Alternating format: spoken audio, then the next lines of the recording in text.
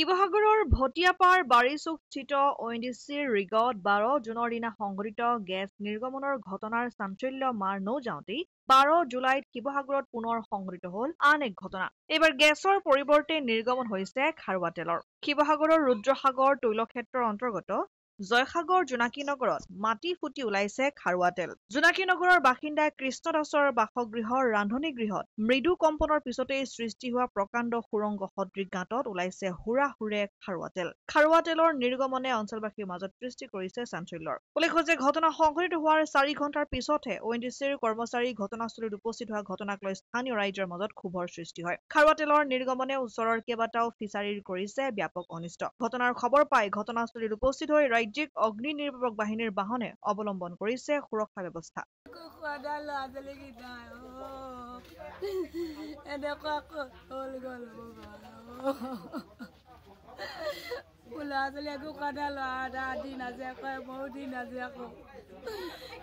এনেকুৱা হ'ল বুলি মই ভবাই নাছিল। ভগৱান মই ভাতকেইটা বনাবলৈ খৈলো পৰা লৈ আহো, খুজি আনো, কিনি আনো। ল'ৰাকেইটা কি খাব এতিয়া? বহুত দিনৰ পৰা মোৰ পুখুৰী 5টা ফিচাৰী অনিষ্ট কৰিছে ONGC হেৰিয়ে। আগতো কৰিছিলে, তেখেতলোকে কৰিম বুলি কয় আকৌ নকৰে। তাৰপিছত আকৌ 5টা ফিচাৰী মোৰ অনিষ্ট হ'ল। আজি আকৌ মোৰ ঘৰৰ ভিতৰত পাকঘৰতে মোৰ আকৌ ONGC তেল প্ৰদূষণ হ'ল। মই আজি 3 দিন ধৰি গন্ধ পাই আছো। মই কৈছো ঘৰত সকলোকে যে গন্ধ পাইছো। মই দিন হাজিৰা কৰা মানুহ, মোৰ ওচৰ চুবুৰীয়া সকলোৱে মোক প্ৰব্লেম দিয়ে।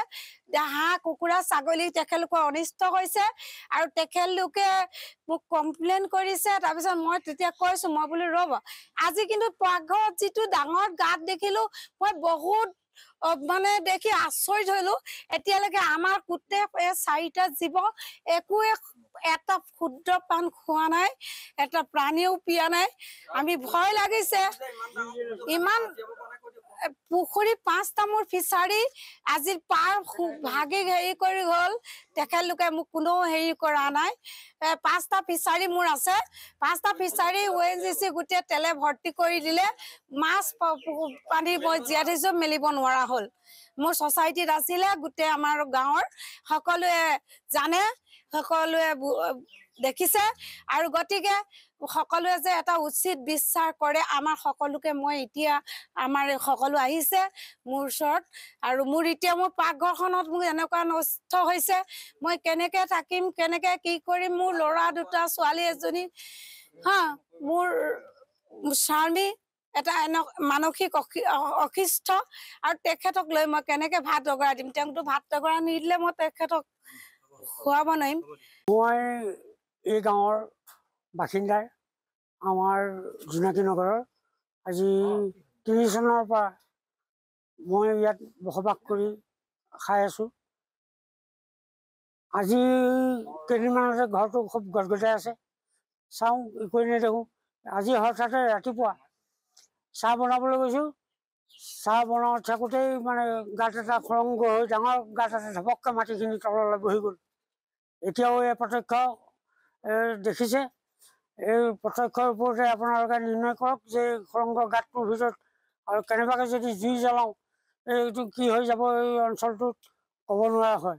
সেইটো কাৰণে এতিয়ালৈকে আমি বাহিৰৰ তেখেতলোক আহিছে, তেখেতলোক এয়া নিউজৰ আৰু প্ৰশাসনলৈও আমি জনাইছোঁ। প্ৰশাসনেও এতিয়ালৈকে কোনো এটা কোৱা নাই, যে আহিও চোৱাহি নাই এই মানুহৰ অৱস্থা কি হৈছে।